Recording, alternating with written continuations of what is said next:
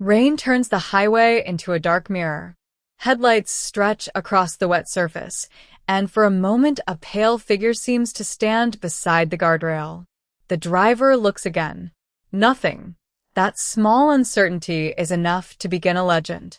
Across Southeast Asia, roads, forest edges, bridges, and old trees collect stories of spectral passengers, disappearing vehicles, and women in white.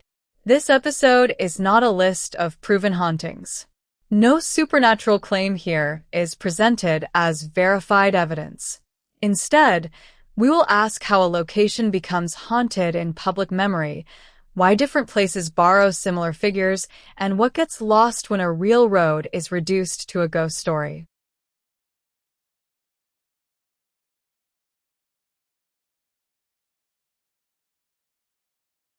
A road is a boundary disguised as infrastructure.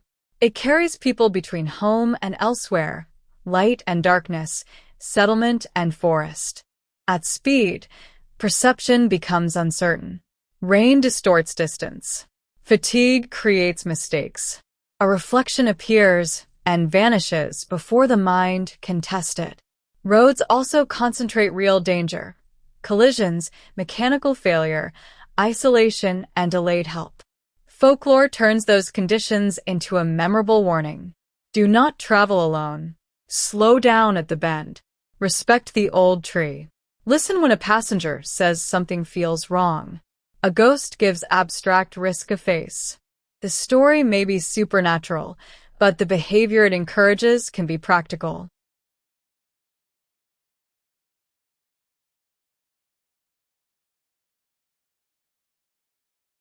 Malaysia's Karak Highway is surrounded by stories that change with every retelling. Some describe a pale woman beside the road. Others speak of a driverless yellow Volkswagen that overtakes, disappears, then appears again. The details are folklore, not an official incident record, and versions often borrow from one another. The highway's mountain terrain, long curves, heavy rain, and history of serious accidents give the stories emotional weight. When a route is already associated with danger, a strange encounter feels easier to believe and easier to repeat. The responsible response is not to hunt an apparition. It is to separate road safety, documented events, and community memory from the supernatural layer added later.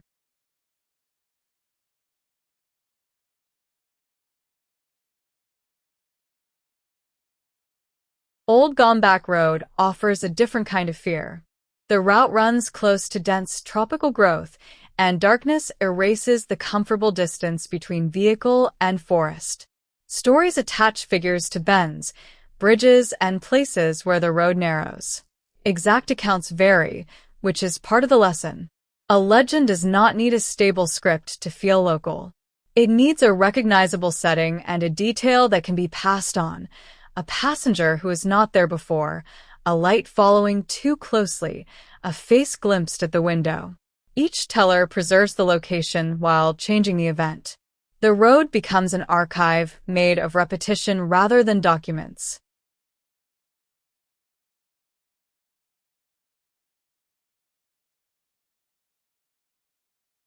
In Metro Manila, Balete Drive is widely associated with a white lady legend.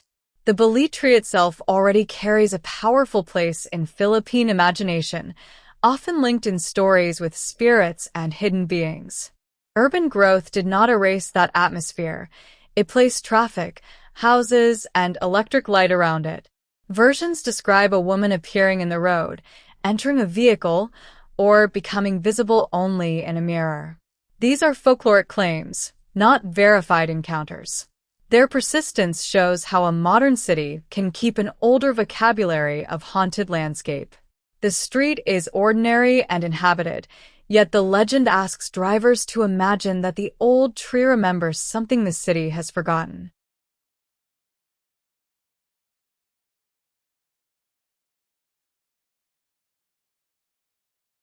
Singapore's rapid urban transformation produced its own map of haunted roads. Old Upper Thomson Road, near the former racing circuit, gathers stories of phantom figures, accidents, and late-night unease.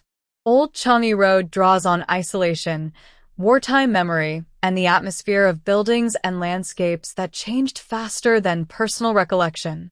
A modern city can appear hostile to folklore because it is surveyed, lit, and rebuilt. In practice, change creates new ghosts. When a familiar site disappears, stories become a way to preserve its emotional outline.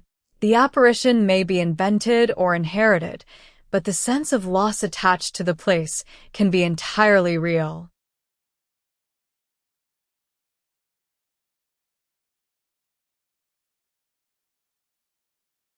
Why does the same pale woman appear beside so many roads?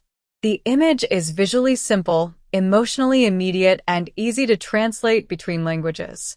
White suggests mourning, burial, vulnerability, or visibility in darkness, depending on the community and the story. Cinema and television strengthen the silhouette, allowing one screen ghost to influence later rumors. Yet similarity does not mean every legend has one origin. A familiar figure can arise independently, travel through media, or be attached to a local tragedy after the fact. Comparison should reveal those processes, not flatten every story into the same monster. The white dress is a shared shape. The meaning lives in the place where it is retold.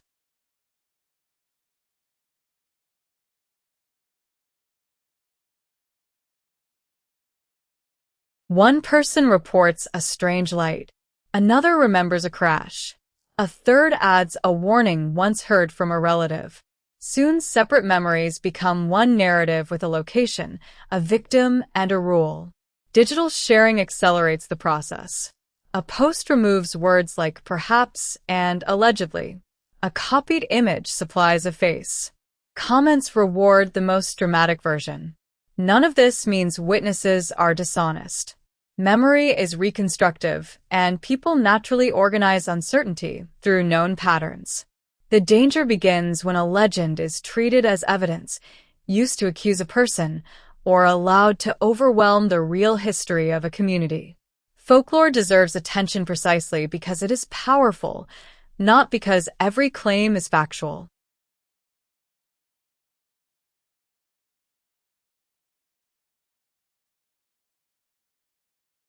A haunted road story can encourage caution, but it can also distract. A dangerous bend may need engineering, lighting, or enforcement, not an exorcism. A missing person deserves investigation, not transformation into entertainment. Residents should not have their neighborhood defined by visitors seeking a thrill. There is also a dignity problem when an unverified tale attaches a ghost identity to a real person who died. The ethical approach is simple. Label folklore.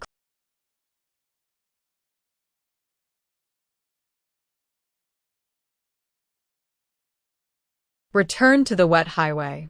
The figure at the guardrail may have been mist, reflection, fatigue, invention, or something the witness cannot explain. Folklore does not require us to settle that question. Its deeper effect is to alter attention. After hearing the story, the driver watches the trees, the mirror, and the empty seat differently. A road becomes more than asphalt because memory has been laid over it like another route. That is how haunted places grow. Not from proof, but from a conversation between risk, landscape, loss, and imagination. Drive carefully, respect the communities along the way, and remember, the most enduring ghost may be the story that teaches you where to look.